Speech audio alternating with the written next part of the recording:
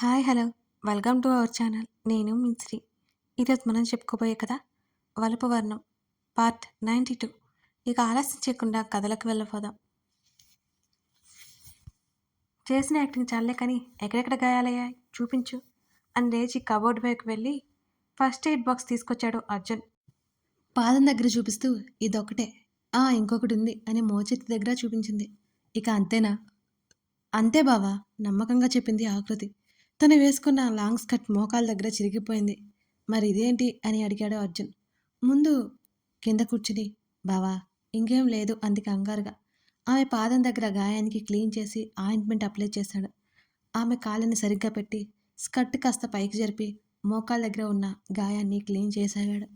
ఊపిరి బిగబట్టుకుని కూర్చుని అర్జున్నే చూస్తుంది. ఆమె పసుపు పచ్చటి శరీరం మీద ఎర్రగా రక్తం చూసి అతనికి బాధేసింది. చిన్నగా అరిచింది అతడు క్లీన్ చేస్తుంటే. తలెత్తి ఆకృతిని చూసి మెల్లిగా చేస్తున్నా అయిపోయింది అని ఆయింట్మెంట్ అప్లై చేశాడు అర్జున్.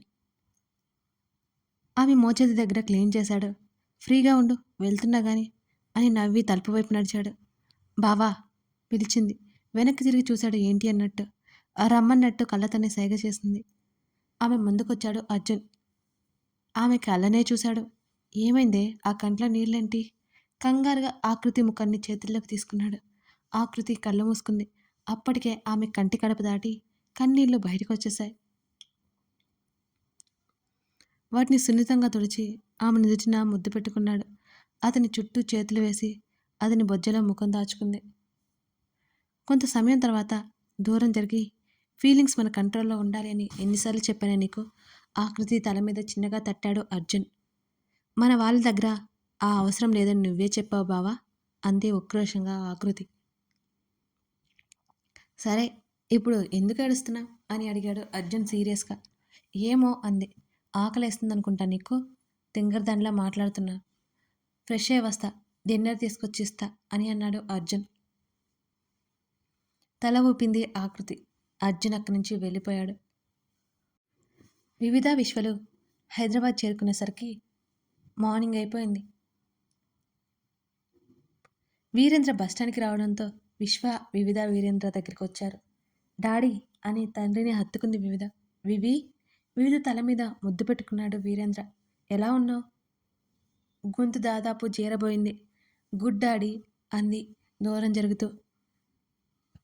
అరే విశ్వ నువ్వేంటి ఇక్కడ?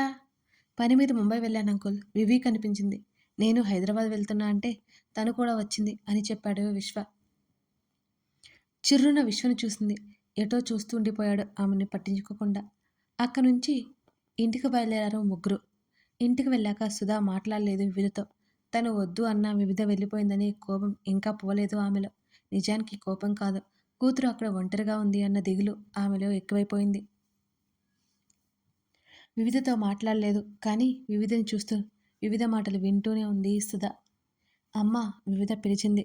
వివి ఏమీ మాట్లాడలేదు. విశ్వకేం అర్థం కాలేదు. అమ్మా నాతో మాట్లాడవా అని అడిగింది వివిధ. మౌనంగా వెనక్కి తిరిగింది సుధా. నా మీద ఇంకా కోపం పోలేదా? నీతో మాట్లాడినా మాట్లాడకపోయినా నీకు వచ్చే నష్టమేమీ లేదు కదా అని అంది సుధా. అమ్మా అంది బాధగా. సుధా వచ్చి రాగానే మొదలు పెట్టుకో అని అన్నాడు వీరేంద్ర సీరియస్గా భార్యని చూస్తూ. నేనేమన్నా కోపాలే అందరికీ అని అక్కడి నుంచి వెళ్ళిపోయింది సుధా. డాడీ అంది వివిధ నీరసంగా. వెళ్ళి ప్రశ్నం చేసుకో బేబీ మీ మమ్మీని అని అన్నాడు సోఫాలో వాలుతూ. సుధా దగ్గరికి వెళ్ళిపోయింది వివిధ. బెడ్ మీద కూర్చున్న సుధా ఒడిలో తలపెట్టుకుని పడుకుంది. కాదని లేకపోయింది సుధా కూతుర్ని. వివిధ తల నిమురుతూ ఉంది. సారీ అమ్మా, నీకు ఇష్టం లేకుండా ఏం చేయను అని అంది ఏడుస్తూనే వివిధ. వివి ఏడవకు, నీ మీద కోపమేం లేదు అని కంగారుగా చెప్పింది సుధా కూతురు అలా ఏడవడంతో. నిజంగానా? వివిధ వివిధ నుదుటిన ముద్దు పెట్టుకొని మళ్ళీ వెళ్తావా అని అడిగింది చిరుకోపంగా. ఇక వెళ్ళను, ఎక్కడే ఉండిపోతాను అని సుధని హత్తుకుంది. వెళ్తే నీతో ఇక మాట్లాడినెప్పుడు అంది సుధ. అలాగే మా, సరే పద త్వరగా ఫ్రెష్ అయ్యరా, ఎప్పుడు తిన్నావో ఏంటో, నీకు ఇష్టమైన టిఫిన్ చేస్తాను అని చెప్పింది సుధ తొందర చేస్తూ. సరే అమ్మా. రూమ్లో నుంచి బయటకు వచ్చి వీరేంద్ర వైపు చూసి చిన్నగా నవ్వి గదిలోకి వెళ్ళిపోయింది వివిధ. హమ్మయ్య అనుకున్నాడు వీరేంద్ర. మధ్యాహ్నం అలా హాల్లోకి వచ్చింది వివిధ. వచ్చిన దగ్గర నుంచి విశ్వతో మాట్లాడలేదు తను. విశ్వ కోసం చూసింది. తను సుధతో ఎప్పటిలాగే ముచ్చట్లు పెట్టాడు. వాళ్ళని అలా చూసి విసిగొచ్చింది. వీరేంద్ర ఇంట్లోనే ఉన్నాడని గుర్తుకొచ్చి తండ్రి దగ్గరికి వెళ్ళింది వివిధ. వివి వీరేంద్ర పక్కన కూర్చుని తండ్రి భుజం మీద తల పెట్టుకుంది వివిధ. ఏమైనా చెప్పాలా అని అడిగాడు. అవును డాడీ, కానీ అని ఆగిపోయింది వివిధ. విశ్వ గురించా అని వీరేంద్ర అనగానే తండ్రి వైపు ఆశ్చర్యంగా చూసింది. మీకెలా తెలుసు? చిన్నగా నవ్వి, నీ భయం ఏంటి వివి? నీ మనసు ఏమి ఆలోచిస్తుంది అని అడిగాడు వీరేంద్ర. 2 క్షణాలు మౌనంగా ఉండిపోయింది వివిధ. చెప్పు బేబీ. ఏం తెలియట్లేదు డాడీ. విషు కావాలి కానీ పెళ్ళి అంటే నాకు భయంగా ఇబ్బందిగా అనిపిస్తుంది అని అంది వివిధ. నా పక్కన ఎప్పుడు ఉండాలి అనిపిస్తుంది కానీ పెళ్ళి ఈ ఊహ సరిగ్గా లేదు అని తలదించుకుంది. బేబీ, నువ్వింకా అయోమయంలో ఉన్నావు. ఇంకా నీకు సమయం కావాలి అన్నాడు. అయోమయంగా చూసింది తండ్రిని. నీ మనసేం కోరుకుంటుందో నీకు ఇంకా అర్థం కావట్లేదు. ఇంకొంత సమయం కావాలి నీకు అన్నాడు వీరేంద్ర. లేదు డాడీ, క్లారిటీగానే ఉన్నాను అని వివిధనే చూస్తున్న తండ్రిని చూసి, అవునా, ఏమి క్లారిటీ ఉంది? వీరేంద్ర అడిగాడు. విశ్వని పెళ్లి చేసుకుంటాను అంది వివిధ. వివి, అంత త్వరగా ఈ డెసిషన్ ఎందుకు తీసుకున్నావు అని అడిగాడు వీరేంద్ర. విసు ఎప్పుడు నాతోనే ఉండాలి, ప్రేమ అంటే ఇంకా లేదని చెప్తాను. నాకేం అర్థం కావట్లేదు బేబీ. అయోమయంగా చూస్తున్న తండ్రితో, విస్సు బాధపడుతుంటే చూడలేను డాడీ అని అంది వివిధ. అందుకని పెళ్లి చేసుకుంటావా? నాకు బాధేస్తుంది, అందుకనే పెళ్లి చేసుకుంటాను అంది వివిధ. దాని అర్థం అని అడిగాడు వీరేంద్ర. అంత మంచి స్వచ్ఛమైన మనిషిని మనసు నాకు కావాలి డాడీ. మనస్ఫూర్తిగానే చెబుతున్నావా వివి? అవును డాడీ. విశ్వ నువ్వు నిర్ణయం తీసుకోండి అని చెప్పాడు వీరేంద్ర. అంది వివిధ. వివి, మరోసారి ఆలోచించు. పోనీ టైం తీసుకో. ఆలోచించండి డాడీ, టైం కూడా తీసుకుంటాను అని అంది. మీ మమ్మీ మాటలు పట్టించుకోకు. నువ్వు ఎవరి కోసమో తొందరపడి తర్వాత బాధపడకూడదు. విశ్వ కోసం అయినా సరే అని అన్నాడు వీరేంద్ర. అలాగే అన్నట్టు తల ఊపింది వివిధ. ఉదయాన్నే విశ్వ రూమ్కి వెళ్ళింది వివిధ. ఇంకా నిద్ర లేవలేదు విశ్వ. అతని సిల్కీ హెయిర్ అతని నుదిటి మీద అల్లరి పెడుతుంటే కనుబొమ్మలు ముడిచాడు. నిద్రలో క్యూట్గా కనిపించాడు. వివిధ పెదవులు విరిశాయి. కొత్త కోణంలో కనబడ్డాడతను. లేదు లేదు, తనే కొత్తగా చూడసాగింది. విశ్వ తల నిమిరింది. ముడిపడ్డ కనుబొమ్మలు దూరం జరిగాయి. వివిధ పెదవులు పూర్తిగా సాగాయి. విశ్వ జుట్టు చెరిపింది. మెలుకో వచ్చి కదిలాడు. వెంటనే చేతిని వెనక్కి తీసుకుంది వివిధ. కళ్ళు తెరిచి చూసిన విశ్వకి ఎదురుగా వివిధ కనబడింది. చిన్నగా నవ్వి, గుడ్ మార్నింగ్ వివి అన్నాడు విశ్వ. వెరీ గుడ్ మార్నింగ్ అని వివిధ వెంటనే చెప్పింది. ఆశ్చర్యపోయి లేచి కూర్చున్నాడు. వివి, నువ్వా? ఏంటి ఇంత ఉదయాన్నే వచ్చావు అని అడిగాడు విశ్వ. ఇవాళ అర్జున్ ఆకృతి పెళ్లి పనులు స్టార్ట్ అవుతాయట. అమ్మ చెప్పింది. అందరం వెళ్ళాలి. లేచి రెడీ అయ్యిరా అని అంది వివిధ. నేనెందుకు వివి? రూపని కలిసి చాలా రోజులైంది. ఒకసారి వెళ్దాం అనుకున్నాను అని చెప్పాడు విశ్వ. తర్వాత వెళ్ళొచ్చులే. నోరు మూసుకొని లేచి రెడీ అవ్వు కోపంగా చెప్పేసి బయటకొచ్చేసింది వివిధ. వెళ్తున్న వివిధని చూసి ఆశ్చర్యం ప్లస్ అయోమయం కలగలిపి చూశాడు విశ్వ. ఆమె ప్రవర్తన కొత్తగా అనిపించింది అతనికి. ఇవాళ కూడా ఆ ముద్దు నిద్ర ఏంటే? ఆకృతి రెక్క పట్టుకుని బలవంతంగా లేపి కూర్చోబెట్టింది సుమిత్ర. ఏంటమ్మమ్మ? మత్తుగా ఉంది లేచి కూర్చుంది ఆకృతి. లేవే, లేచి రెడీ అయ్యిరా. ఇవాళ పసుపు కొట్టే కార్యక్రమం ఉంది. తెలీదా? మొద్దు.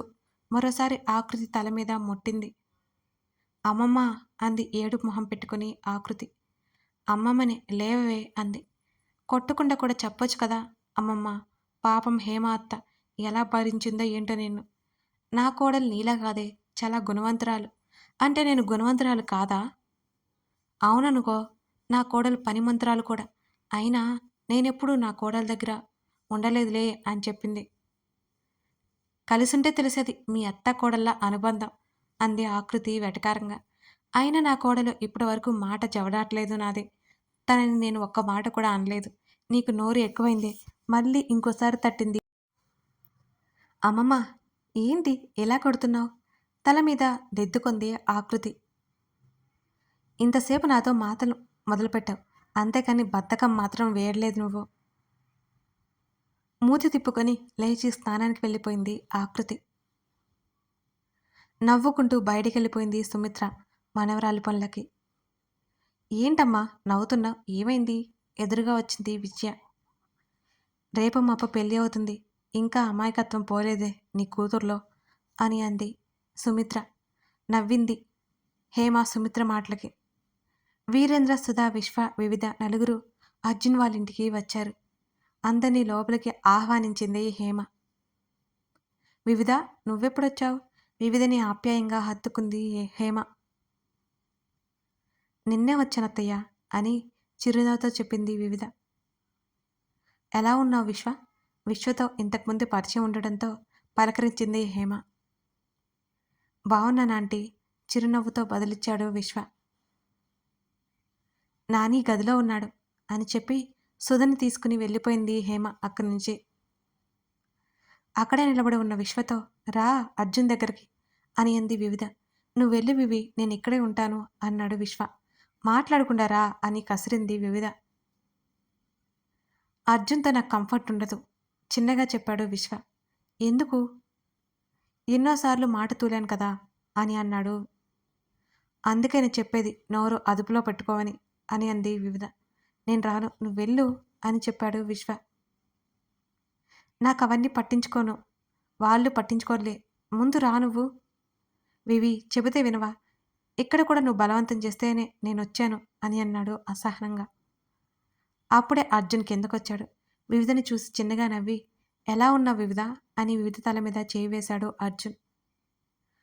బాగున్నాను విచ్చుకున్న పెదవులతో చెప్పింది వివిధ. వివిధని గమనించాడు విశ్వ. అర్జున్తో మాట్లాడుతుంటే చాలా సంతోషంగా ఉన్నట్టు అనిపించింది అతనికి. ఎలా ఉన్నా విశ్వ? విశ్వని హత్తుకున్నాడు అర్జున్. వివిధ వైపు చూశాడు. చూసావా అన్నట్టు సైగ చేసింది వివిధ. ఫైన్ అర్జున్ అండ్ కంగ్రాట్స్ అన్నాడు మనస్ఫూర్తిగా విశ్వ. అర్జున్ నవ్వి ఊరుకున్నాడు. ముగ్గురు సోఫాలో కూర్చున్నారు. మీరు మాట్లాడుతూ ఉండండి, నేను కాఫీ తీసుకొస్తాను కొంతసేపు తర్వాత వివిధ చెప్పింది. కావాలనే వెళ్ళిపోయిందని అర్థమైంది విశ్వకి. ఏంటి విశ్వ విశేషాలు అన్నాడు అర్జున్. అంతా మామూలే అన్నాడు విశ్వ.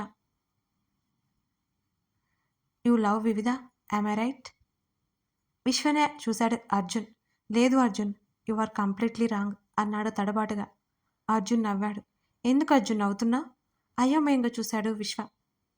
అవకాశం ఉన్నప్పుడు ప్రేమని అందుకోవడానికి సందేహించడం అంత మూర్ఖత్వం ఉండదు విశ్వ అని అన్నాడు అర్జున్. విశ్వ ముఖం తెల్లగా మారిపోయింది. వివికి ఇష్టం లేదు అర్జున్, తనకి ఇష్టం లేదు, నేను ఏది చేయలేను అని అన్నాడు విశ్వ. ఒకటి చెప్తాను విశ్వ, 3 ఏళ్ల పిల్లవాడు ఉన్నాడు. వాడు అన్నం తిన్నని మారం చేస్తున్నాడు. ఆ పిల్లవాడి తల్లి పిల్లవాడు వద్దన్నాడని అన్నం పడ్డం మానేస్తుందా? నచ్చలేదని ప్రతిమాలి తినిపించకుండా ఉంటుందా అని అడిగాడు అర్జున్. లేదు. ఎందుకని? తల్లి కదా, పిల్లవాడి ఆకలి కోసం చూస్తుంది. నచ్చకుండా తింటే ఆడుకోవడమో నిద్రపోవడమో చేస్తాడని బదిలిచ్చాడు విశ్వ. చిన్నప్పుడు మనం వద్దు వద్దు అంటే స్కూల్లో వేస్తారు. మనకు నచ్చలేదని చదవను అంటే మన పేరెంట్స్ వింటారా? మన భవిష్యత్ బాగుండాలి, మనం ఎంత ఏడ్చినా బాధపడినా మనకి నచ్చని పని నేర్పించాలని చూస్తారు. ఎందుకు? నువ్వేమన్నావు? మన ఫ్యూచర్ బాగుండాలని. మన వాళ్ళు మన మంచు కోసమే ఏదైనా చేసినా చేస్తారు. అర్జున్ ఇప్పుడు ఇదంతా ఎందుకు? విశ్వ అయోమయంగా చూశాడు. ఎగ్జాక్ట్లీ, వివిధ బాధపడుతుందనో ఏడుస్తుందనో వదిలేస్తావా దాన్ని? నువ్వు ఫ్యూచర్లో తనకి ఎక్కువ సంతోషాన్ని ఇస్తాననుకుంటే ఇప్పుడు బాధ పెట్టిన తర్వాత తనే సంతోషంగా ఉంటుంది. ఇక నీ ఇష్టం అన్నాడు అర్జున్. నాతోనే ఎందుకిలా? వివిధ కోసం మంచి వ్యక్తి వస్తాడు అని చెప్పాడు విశ్వ పక్కకు తిరిగి చూస్తూ. నువ్వు మంచి వ్యక్తి కాదా? అర్జున్ ఆట పట్టించాడు. అర్జున్, వివిధ నా దగ్గర కంఫర్ట్గా ఫీల్ అవ్వలేదు అని అన్నాడు విశ్వ. లేదు విశ్వ, నీ ఆలోచన పూర్తిగా తప్పు అని 2 క్షణాలు ఆగి, వివిధ ఇంకా నా విషయంలో జరిగింది నీకు తెలుసు. నా దగ్గర కూడా లేని ఫ్రీడమ్ నీ దగ్గర ఉందని తనకి. కొంచెం నా దగ్గర ఫ్రీగా ఉండగలదు, లేకపోతే నీ దగ్గర తనలా ఉండగలదు. ఇక ఎక్కడ ఎవరి దగ్గర వీరితో సంతోషంగా ఉండలేదు. తన ఆలోచనలకు తగ్గట్టు ఎవరు తన్నే యాక్సెప్ట్ చేయలేరు, ఒక్క నువ్వు తప్ప అని అన్నాడు అర్జున్. లేదు అర్జున్, నేను ఒక ఫ్రెండ్ని అంతే.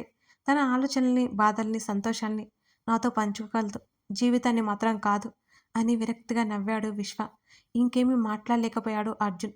ఏదైనా వాళ్ళిద్దరూ కలిసి డెసిషన్ తీసుకోవాలని అతను మౌనంగా ఉండిపోయాడు అర్జున్. వివిధ కాఫీ తెచ్చి ఇచ్చింది ఇద్దరికి. తర్వాత బయటికి రండి. ఇద్దరిని పిలిచింది వివిధ. కథ కొనసాగుతోంది. విశ్వని పెళ్లి చేసుకోవాలని వివిధ నిర్ణయించుకుంది. మరి అలాగే విశ్వ ఒప్పుకుంటాడా? వివిధ ఇంకేం చేయబోతుంది? తెలుసుకోవాలంటే తర్వాత భాగం చూడాల్సిందే.